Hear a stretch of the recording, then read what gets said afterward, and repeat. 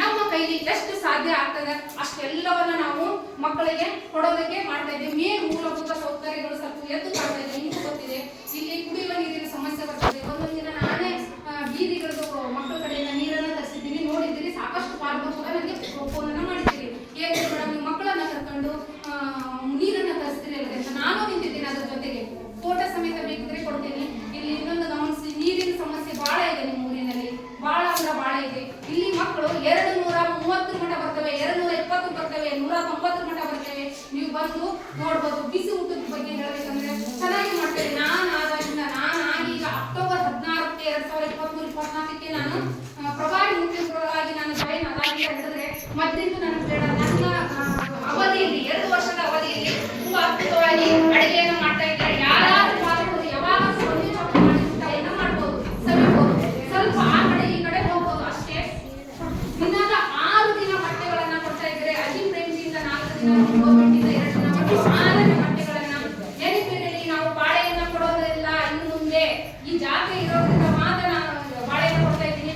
ಅಜಿಂ ಪ್ರೇಮ್ಜಿಯಿಂದ 2 ದಿನದಿಂದ ನಮ್ಮ ಶಾಲೆಗೆ ವಿಸಿಟ್ ಆಗಿದೆ. ಮೊಟ್ಟೆ ಎಣ್ಣೆ ಕೊಡಬೇಕು, 6 ದಿನನೂ ಮೊಟ್ಟೆ ಎಣ್ಣೆ ತಿನ್ನಿಸ್ಬೇಕು ಮಕ್ಕಳಿಗೆ. ಬಾಳೆಹಣ್ಣನ್ನ ಖಂಡಿತ ಬಾಳೆಹಣ್ಣನ್ನ ನಾವು ಮೊಟ್ಟೆ ಕೊಡ್ತದಲ್ಲ, ಮೊಟ್ಟೆ ಕೊಡೋದಕ್ಕೆ ನಾವು ತಿಂಗಳ 15 ಬಂದ್ ಮಾಡಿ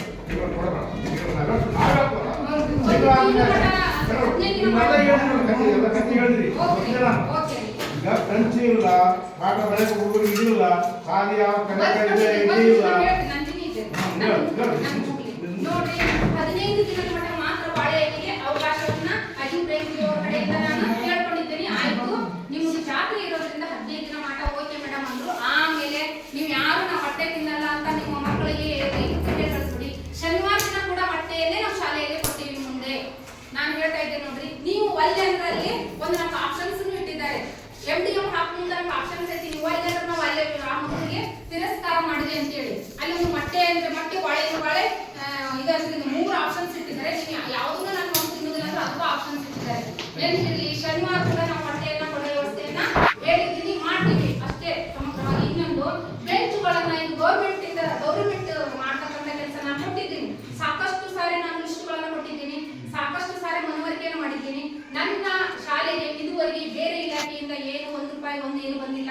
ಪಂಚಾಯತಿಯಿಂದ ನೆನಪಿರಲಿ, ಎಲ್ಲಾ ಶಿಕ್ಷಕರಿಗೂ ಎಲ್ಲ ಪಾಲಕರಿಗೂ 10 ರೂಪಾಯಿ ಪಂಚಾಯತಿಯಿಂದ ನನಗೇನು ಕೊಟ್ಟಿಲ್ಲ. ಕಳೆದ 1.5 ವರ್ಷದಿಂದ ನನಗೆ ಬಣ್ಣ ಸುಣ್ಣವನ್ನು ಹಚ್ಚೋದಕ್ಕೆ ಮಾತ್ರ ಕೊಟ್ಟರು. ಆದ್ರೂ ದುಡ್ಡನ್ನು ಕೂಡ ನಾನು ಹಚ್ಚೋದಕ್ಕೆ ನಾನೇ ಮಾಡಿಸಿದ್ದೀನಿ. ನಾನು ಮಾಡಿರ್ತಕ್ಕಂಥ ಕೆಲವೊಂದಿಷ್ಟು ಇಲ್ಲಿ ಹೇಳ್ಬಿಡ್ತೀನಿ ನಿಮ್ಗೆ. ಎಲ್ಲ ಪಾಲಕರು ಪೋಷಕರು ಕುಂತ್ಬಿಟ್ಟಿದ್ದೀರಿ. ಧ್ವಜ ಕಟ್ಟಿ ಇಲ್ಲಿರಲಿಲ್ಲ, ಅಲ್ಲಿಂದ ಇಲ್ಲಿ ಶಿಫ್ಟ್ ಮಾಡಿಸಿದೆ ಸ್ವಂತವಾಗಿ. ಮೇಲೆ ಹತ್ತೋದಕ್ಕೆ ಮಕ್ಕಳು ಬೀಳ್ತಾರಂದ್ರು, ಅದನ್ನು ನಾನೇ ಮಾಡಿಸಿದ್ದೀನಿ. ಗ್ರೀನ್ ಬೋರ್ಡ್ಗಳನ್ನ ತಂದಿದ್ದೀನಿ, ಟೇಬಲ್ಗಳನ್ನ ತಂದಿದ್ದೀನಿ, ಕುರ್ಚಿಗಳನ್ನ ತಂದಿದ್ದೀನಿ. ನನ್ನ ಕೈಯಲ್ಲಿ ಎಷ್ಟು ಸಾಧ್ಯ. ಈ ಶಾಲೆಗೆ 19 ವರ್ಷ ಆಯ್ತು ನಾನು ಸೇವೆ ಸಲ್ಲಿಸಕತ್ತು. ಇಲ್ಲಿ ಲೈಟ್ ಸೌಲಭ್ಯನೇ ಇರಲಿಲ್ಲ, ಲೈಟ್ ಅನ್ನೋದೇ ಇರಲಿಲ್ಲ ಇಲ್ಲಿ. ನನಗೆ ಅದ್ರ ಹಿಂದಲ್ಲಿ ಏನು ಬೇಡ, ಯಾರ ಬಗ್ಗೆನೂ ನಾನು ದೂರುದಿಲ್ಲ. ನನ್ನನ್ನು ನಾನು ಸುಧಾರಣೆ ಮಾಡ್ಕೊಳಕ್ಕೆ ಇಷ್ಟಪಡ್ತೀನಿ. ನೋಡ್ರಿ, ನಾನು 16,000 ರೂಪಾಯಿನ ಖರ್ಚು ಮಾಡಿ ಲೈಟ್ಗಳನ್ನ ಹಾಕೊಂಡಿದ್ದೀನಿ.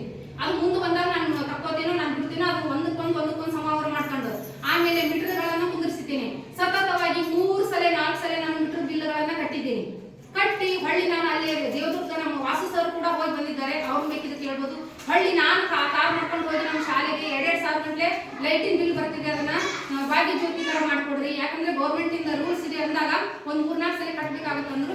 ಅದು ಈಗ ಮುಂದಿನ ತಿಂಗಳಿಂದ ಬರೋದಿಲ್ಲ ಅಂತ ಹೇಳಿದ್ದಾರೆ. ನಮ್ಮ ಶಾಲೆಗೆ ವಿದ್ಯುತ್ ಸೌಲಭ್ಯವನ್ನ ಕಲ್ಪಿಸಿದ್ದೀನಿ, ಗ್ರೀನ್ ಬೋರ್ಡ್ಗಳನ್ನ ಮಾಡಿದ್ದೀನಿ, ಕೇಬಲ್ ಕುಚ್ಚಗಳಿರಲಿಲ್ಲ ಮಾಡಿದ್ದೀನಿ, ಆಮೇಲೆ ಪೇಂಟ್ಗಳಿರಲಿಲ್ಲ, ಆಮೇಲೆ ಅಂದ ಚಂದ LKG UKG ಟೇಬಲ್ ಬೆಂಚ್ಗಳಿಗೆ ಬಂದು ಅದನ್ನು ಸಮರ್ಪಕವಾಗಿ ನಾನು ಬಳಕೆಯನ್ನು ಮಾಡ್ಕೊಂಡಿದ್ದೀನಿ.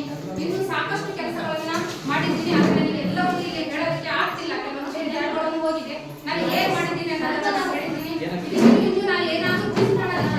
ಸಾಕಷ್ಟು ಪಾಲಕರು ಬಂದಿದ್ದಾರೆ, ದಯವಿಟ್ಟು ನನಗೆ ಹೇಳೋದಕ್ಕೆ ನಾನು ಅವಕಾಶ ಮಾಡ್ಕೊಡ್ತೀನಿ. ಇಷ್ಟು ನನ್ನ ಎಲ್ಲವನ್ನ ಗಮನವಿಟ್ಟು ಕೇಳಿದ್ದೀನಿ.